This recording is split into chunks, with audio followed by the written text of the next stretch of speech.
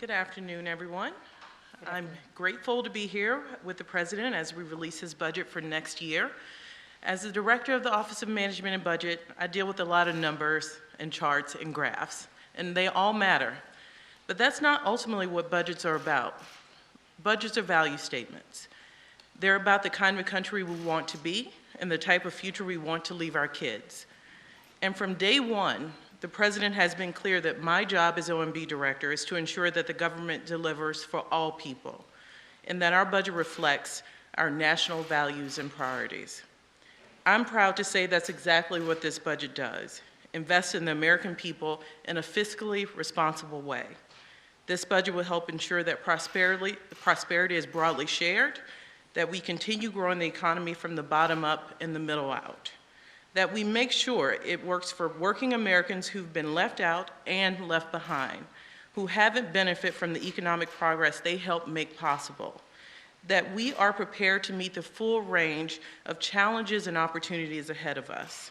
And it's a budget that includes proposals all Americans can come together around and that speak to our country's values at its best. And that's why it's my honor to introduce the President of the United States, Joe Biden. Thank you. Well, good afternoon, folks.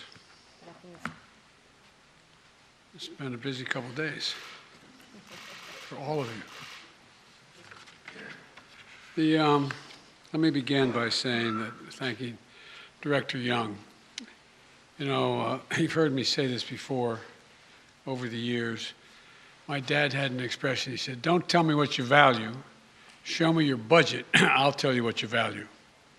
Don't tell me what you value. Show me your budget, and I'll tell you what you value." Well, the budget I'm releasing today sends a clear message to the American people that what we value. First, fiscal responsibility. Second, safety and security. And thirdly, the investments needed to build a better America. The first value is fiscal responsibility. The previous administration, as you all know, ran up record budget deficits. In fact, the deficit went up every year under my predecessor. My administration is turning that around. Last year, we cut the deficit by more than $350 billion. This year, we're on track to cut the deficit by more than $1,300 billion. $1,300 billion. That would be the largest one-year reduction in the deficit in U.S. history. And here's how we're achieving it, this record deficit reduction. First, we're growing the economy. We've created a record 6.7 million jobs since I took office, and we've generated a GDP growth of 5.7%, the best economic growth we've seen in this country in over 40 years. This has led to a substantial increase in government revenues and dramatically improved our fiscal situation. Secondly, this record economic and job growth has made it possible for us to responsibly and significantly cut back on emergency spending. Earlier in the pandemic, it was right to give people help to make ends meet and to keep this economy going. But because of the progress we've made dealing with these emergencies, the labor market is strong and unemployment claims are at historic lows. We ended the pandemic unemployment assistance programs because Americans are back to work. I'm calling for new pandemic subsidies for large businesses to not continue those because those businesses are back and moving again as well. But because we have to put this economy in a strong foundation, even the Delta and Omicron variants of COVID-19 and the cost of Putin's aggression in Ukraine have not required an additional fiscal package for state and local governments. But we still spend what we need to spend to continue to fight COVID. But those expenditures will be dramatically less than last year. Compared to 2020, we're reducing the size of the deficit relative to our economy by almost 2/3, reducing inflationary pressures, and making real headway cleaning up the fiscal mess I inherited. After my predecessor's fiscal mismanagement, we were reducing the Trump deficits and returning our fiscal house to order. Now, the budget I'm releasing today will continue this approach. It makes prudent investments in economic growth and more equitable economy while making sure corporations and the very wealthy pay their fair share. And I would add, nobody making less than $400,000 a year will pay a penny more in federal taxes. We can do this by, one, passing legislation that lowers costs for families on things like child care, health care, and energy costs, while lowering our deficit at the same time. We can give hardworking parents raising children tax relief that gives them just a little bit of breathing room and lowers child poverty. We can give Medicare the power to negotiate lower prescription drug prices. This will bring down the cost for seniors and reduce the deficit by hundreds of billions of dollars. Congress can do this all right now. They're debating it now. We can also restore fiscal responsibility. The Trump tax cuts added $2 trillion in deficit spending and largely helped the rich and the largest corporations. Under my plan, as I said, no one making less than $400,000 a year will pay additional single penny in taxes. No one. If you don't make 400 grand, you're not going to pay a single penny in additional federal taxes. And the wealthy and corporations will finally begin to pay their fair share. For most Americans, the last few years were very hard, stretching them to the breaking point. But billionaires and large corporations got richer than ever. Right now, billionaires pay an average rate of 8% on their total income. 8%, that's the average they pay. Now, I'm a capitalist, but if you can make $1 billion bucks, great. Just pay your fair share. Pay a little bit. A firefighter and a teacher pay more than double the tax rate that a billionaire pays.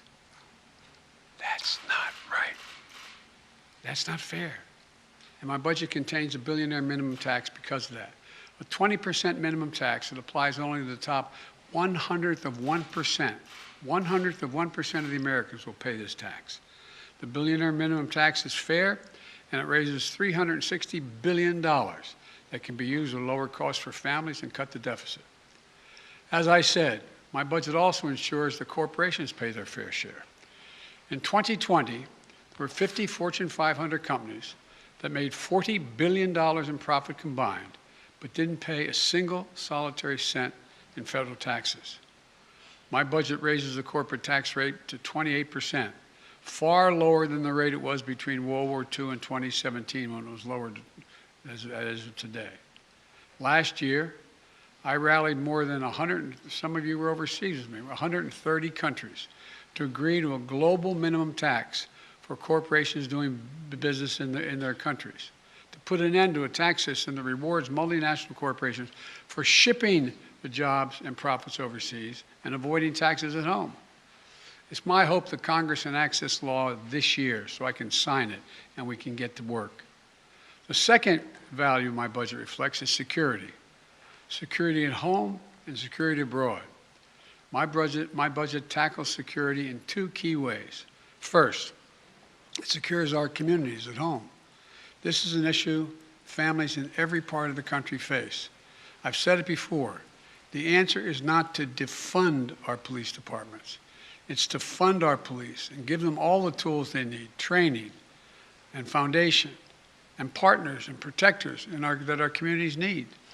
The budget puts more police on the street for community policing, so they get to know the community they're policing, allows the Bureau of Alcohol, Tobacco, and Firearms and the FBI to hire the agents they need to help fight gun crime and other violent crimes in our communities, and funds body cameras and make sure police work with our local communities and are accountable to these communities. It funds crime prevention and community violence intervention, drug treatment, mental health, criminal justice reform, and reentry for people coming home after incarceration. All demonstrable ways to reduce crime and proven ways. Security also means national and international security. This budget provides the resources we need to keep Americans safe, ensuring that our military remains the best prepared, best trained, best equipped military in the world. This budget also provides additional funding to forcefully respond to Putin's aggression against Ukraine and its economic, humanitarian, and security consequences. The world has changed. In addition to dealing with terrorist organizations, for the second quarter of the 21st century, we're once again facing increased competition from other nation states, China and Russia, which are going to require investments to make things like space and cyber and other advanced capabilities, including hypersonics. And this will be among the largest investments in our national security in history. Some people don't like the increase, but we're in a different world today. America is more prosperous, more successful, and more just when it is more secure. We can restore fiscal responsibility and safeguard our security at home and abroad while meeting the third value, what I call building a better America. Let's provide universal preschool, cap the cost of child care at 7% of a family's income. Like many families, that would cut the cost of child care in half. It'll make college more affordable. My budget doubles the maximum Pell Grant. Families making under $50,000 a year to nearly $13,000 and helps more than 8 million students who rely on Pell Grants pay for college. My budget invests in building more homes to keep us up to deal with the skyrocketing cost of housing for the middle class and the poor. My budget lowers family energy costs with tax credits to help people make their homes more efficient. Research and development to broaden the reach of solar and build a clean energy future. My budget also invests in other areas of bipartisan common good. I call them unity agendas. I spoke to them at the State of the Union. Beating the opioid epidemic, taking on challenges of mental health, supporting our veterans, and ending cancer as we know it. This budget includes investments to get Americans the mental health services they need, and we need them. And when it comes to fighting cancer and other diseases, my budget funds a new organization called ARPA-H at Health and Human Services at the Department of Health. And it stands for Advanced Research Projects for Health. It's based on DARPA, the Defense Department program, that led to breakthroughs in technologies like the internet, GPS, and so much more. ARPA-H will drive breakthroughs to prevent, detect, and treat diseases, including Alzheimer's, diabetes, cancers, and more. And here's what this all adds up to. Historic deficit reduction, historic investment in our security at home and abroad by modernizing our capabilities in both areas, and an unprecedented commitment to building an economy where everyone has a chance to succeed. A plan to pay for those investments that we need as a nation. That's what we do. So I look forward to working with the members of Congress, Democrats, Republicans, and Independents, to deliver this budget and keep delivering for the American people. I want to thank you all, and may God bless you all, and may God protect our troops. Let me, Kelly O'Donnell, NBC. Thank you, Mr. President. Do you believe what you said? Thank you, sir. Do you believe what you said, that Putin can't remain in power? Or do you now regret saying that because your government has been trying to walk that back? Did your words complicate matters? Well, you asked 3 different questions. I'll answer them all. Number one, I'm not walking anything back. The fact of the matter is I was expressing the moral outrage I felt toward the way Putin is dealing and the actions of this man. Just brutality. Half the children in Ukraine. I just come from being with those families. But I want to make it clear, I wasn't then, nor am I now, articulating a policy change. I was expressing the moral outrage that I feel, and I make no apologies for it. Personal feelings, sir. Your personal feelings? My personal feelings. Secondly, you asked me about, well, what was the second part? Does it complicate the diplomacy of this moment? No, I don't think it does. You know, the fact is that we're in a situation where what complicates the situation at the moment is the escalatory efforts of Putin to continue to engage in carnage, the kind of behavior that makes the whole world say, my God, what is this man doing? That's what complicates things a great deal, but I don't think it complicates it at all. Mr. President, Let me go to Steve Holland, Reuters. Mr. President, thank you. When you say that you're not walking anything back, you do feel that Vladimir Putin should be removed from power? Is that what you're saying? And no, what I was expressing, just what I said. I was expressing the moral outrage I felt towards this man. I wasn't articulating a policy change. And I think that, you know, he continues on this course that he's on, he is going to become a pariah worldwide, and who knows what he becomes at home in terms of support. And just to follow up, are you concerned this remark might escalate the conflict? No, I'm not. I'm not at all. Why Look, not, sir? Thank you. and you know, look, the other thing is that a couple people have asked me as well, might as well speak to it unless you want to ask the question, but you know, that other governments have suggested that this is a problem, I'm escalating things. No. And has it weakened NATO? No, it hadn't. NATO has never, ever, ever, ever, ever, ever been as strong as it is today. Never. So if saying he cannot remain in power does not mean regime change, what does it mean in your opinion? It means that I would hope it was expressing my outrage. He shouldn't remain in power. Just like, you know, bad people shouldn't continue to do bad things. But it doesn't mean we have a fundamental policy to do anything to take Putin down in any way. What made you add that? Because that wasn't in your prepared remarks, we were told. So what made you add that at the end, Mr. President? Because I was talking to the Russian people. The last part of the speech was talking to the Russian people, telling them what we thought. And I was communicating this to not only the Russian people, but the whole world. This is just stating a simple fact that this kind of behavior is totally unacceptable. Totally unacceptable. And the way to deal with it is to strengthen and keep NATO completely united and help Ukraine where we can. Cleve, you had a question. Where is he? Thanks, Mr. President. On your budget, you've said repeatedly at the State of the Union that you're not for defunding the police. I do wonder how much emphasis you think should be put on alternative forms of crime prevention, not just defunding the police, but you know, crime reduction in communities. Oh, a significant amount. I've laid that out in detail in the budget. For example, we do know that intervention programs work. We do know that what police need, they need psychologists in the department as much as they need extra rifles. They need people who are in the department who can deal with the crisis that the police are going through as well, dealing with their crises, dealing with their mental state and how they're handling things. They need social workers engaged with them. I lay it all out. And it all works. If you see these community intervention programs, they work. They actually reduce crime. They significantly reduce crime. So that's a big piece of it. Just a follow-up. Is any of it related to political pressure from Republicans saying that Democrats are soft on crime, that you guys are careening to the left? Isn't it kind of fascinating? When I first got elected, I was being beat up because I supported the police too much for the previous 30 years. No, that's what I think. Ozma.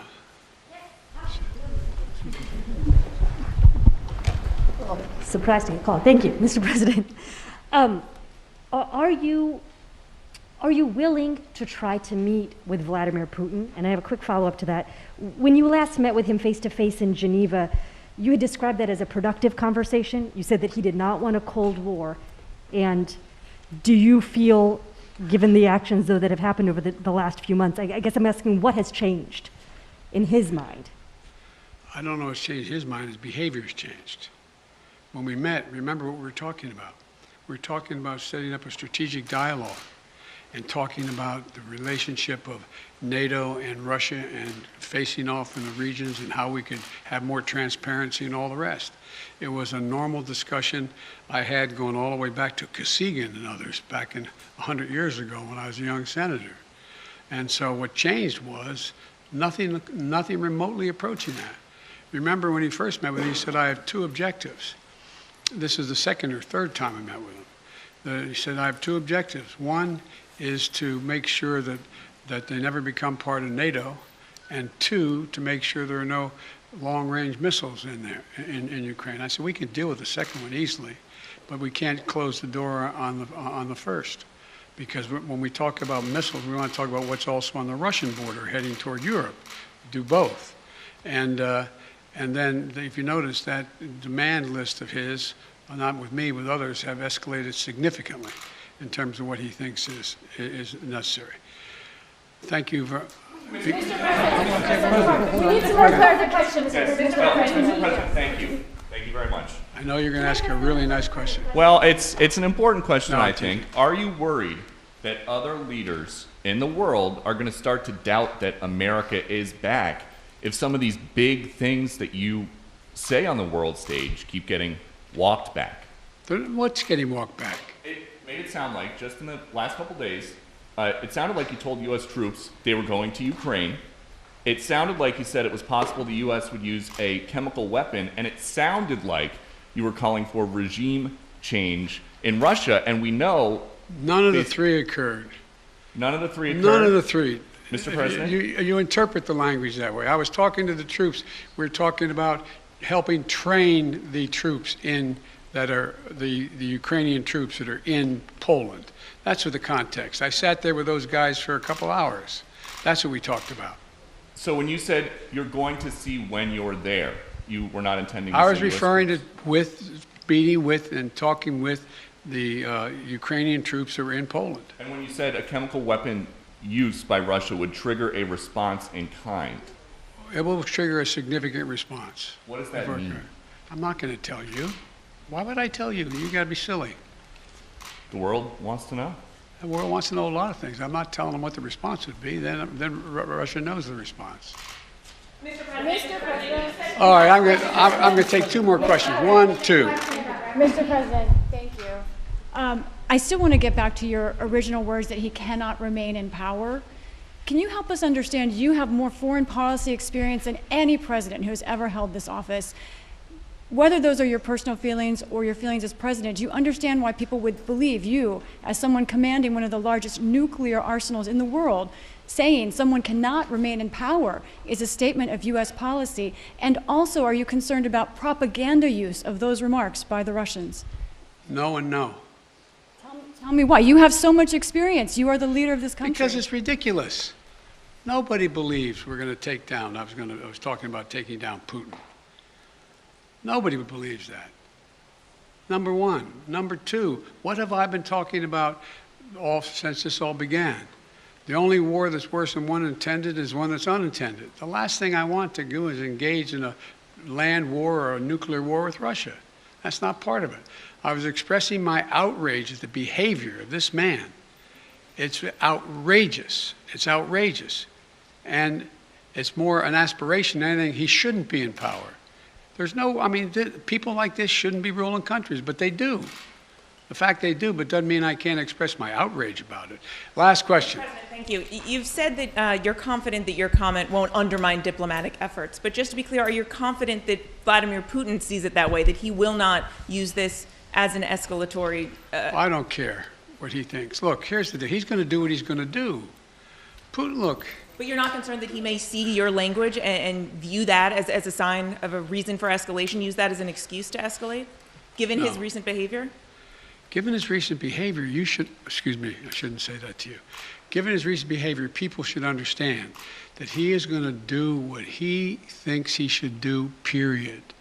He's not affected by anybody else, including, unfortunately, apparently his own advisors. This is a guy who goes to the beat of his own drummer. And the idea that he is going to do something outrageous because I called him for what he was and what he's doing, I think is just not rational. You didn't say whether you'd meet him again. Would you meet with President Putin No. ever again? It depends. No, it's not a question of the question is there something to meet on that would justify him being able to end this war and be able to rebuild Ukraine? So there is a That's the chance issue. you Can you just Can you say yes or no, Mr. President, whether or not you would be willing to meet with President Putin It again? depends on what he wants to talk about. Thank you. Okay, last question. What if he wanted to talk about negotiations? Now, what if he Hello, wanted to? you said Supreme Court. Now, don't play that. Well, can't leave that hanging. You're- Just real quick, two matters on the Supreme Court. While you were away, there were reports about the wife of Justice Thomas and texts that she had with former White House Chief of Staff Mark Meadows. Should Justice Thomas recuse himself from any cases involving the January 6th insurrection or former President Trump at this point? I'd leave that to two entities. Okay, go ahead. Oh, go ahead. Ask the second question. No, two entities. Go ahead. Sorry. One, the January 6th committee, and two, the Justice Department. That's their judgment, not mine to make. So, on Justice Thomas recusing, you don't think he should, or? I said that, I told you, those things get into legal issues. That in fact, I told you I would not tell the Justice Department what position to take or not take. And I'm not going to instruct the Congress either. And did you get any chance to watch much of the Judiciary Committee I hearings didn't get a last chance week? to see any of it, unfortunately. The fact that Republicans were questioning Judge Jackson on matters like former sentences related to child pornography cases or the definition of a woman, does that, as the former chairman of the Judiciary Committee, make sense to you? Look, this is one of the most qualified nominees ever nominated for the Supreme Court in every respect, in terms of her disposition, her intellectual capacity, her experience and background, serving on three additional courts, a woman who is totally, thoroughly qualified, and will be a great addition to the court in my view. Thank you. Thank you, Mr. President. Thank you, sir. Do you think that Russia is behind the alleged poisoning of those Ukrainian negotiators?